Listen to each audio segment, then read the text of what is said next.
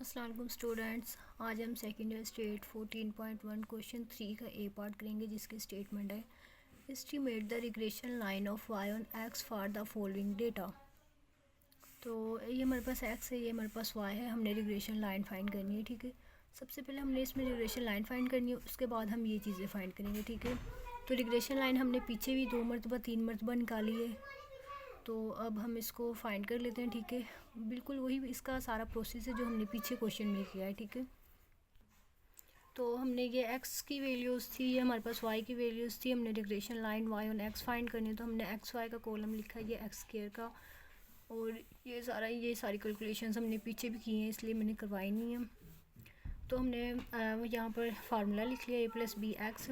हमने सबसे पहले b निकालना है, तो b के लिए हम वही फार्मूला इस्तेमाल करेंगे, n summation x y minus summation x summation y n summation x square minus summation x whole square.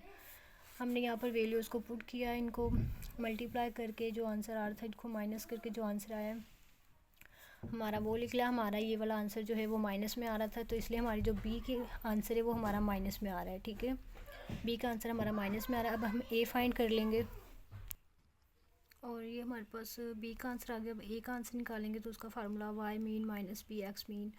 हमने पहले वाई मीन एक्स मीन को निकाला, यहाँ पर डिवाइड करके हमारे पास ये आंसर आ गया। वाई मीन को निकाला, डिवाइड करके हमारे पास ये आंसर आ गया।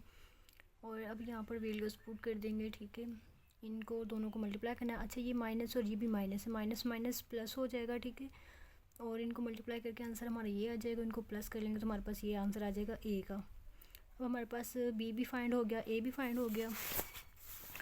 अब हमने रिग्रेशन लाइन लिखनी है, यहाँ पर रिग्रेशन लाइन का फार्मूला लिख लेंगे पहले, a+b(x).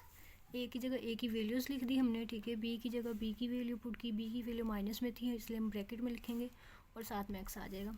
अब प्लस माइनस माइनस होता है। ठीक है, तो ये माइनस आ गया एक्स, और ये हमारे पास ये रिग्रेशन लाइन फाइंड हो गई। अब आगे हम देखते हैं उन्होंने क्या पूछा है हमसे।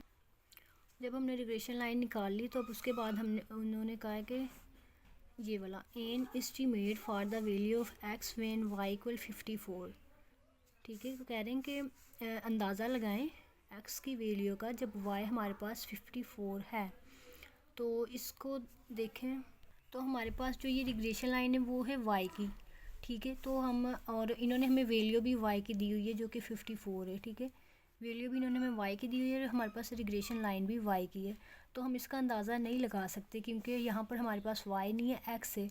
अगर यहाँ पर हमारे पास वाई होता फिर हम यहाँ वाई की जगह 54 पुट कर सकते थे, लेकिन अब नहीं कर सकते।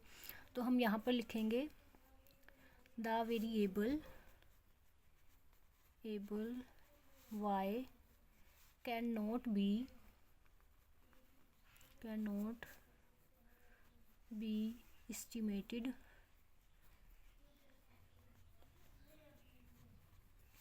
from the equation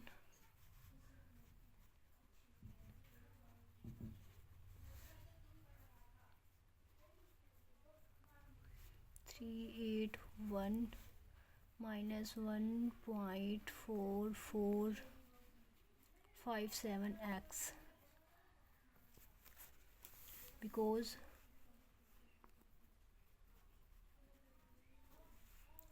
x is controlled।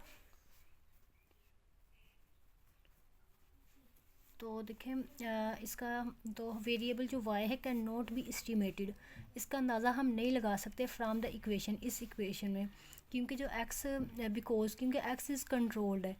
x हमारे पास जो है कंट्रोल्ड है, हमारे पास यहाँ पर y है ही नहीं, यहाँ पर जो है y है नहीं, तो हम y को यहाँ पर नहीं पुट कर सकते। हमारे पास यहाँ x है, हमें x की वैल्यू दी होगी, फिर हम यहाँ पर x की वैल्यू लगाएंगे तो ये फाइंड होगी, y की सूरत में ये फाइंड नहीं होगी। तो ये इसका आंसर है। दूसरी इक्वेशन है हमारे पास an estimate for the value of y। अब हमने y फाइंड करना व्हेन x इक्वल 37। अब यहाँ पर इन्होंने पूछा x इक्वल 37। ठीक है, ये फाइंड हो जाएगा। In each case if the answer is yes calculate the estimate, if the answer is no say why not. ठीक है, अब इसको हम कर लेंगे। यहाँ पर ये पहला क्वेश्चन था, ये दूसरा।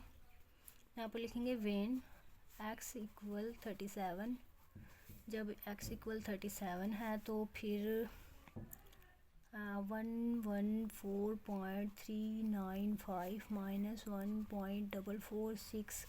अब x की जगह हम 37 लगा सकते हैं, ठीक है। x की जगह 37 लगा दिया हमने और इसका आंसर क्या आएगा 395 माइनस इन दोनों को हल करेंगे तो हमारे पास आ जाएगा 53.502। अब इसको इसमें से माइनस करेंगे तो हमारे पास आंसर आएगा 60.893। ये इसका आंसर है सेकंड वाले का, ठीक है। ये सेकंड वाले का आंसर है। तो यहाँ पर हमारा क्वेश्चन कंप्लीट होता है। इंशाल्लाह नेक्स्ट वीडियो में फिर मिलेंगे।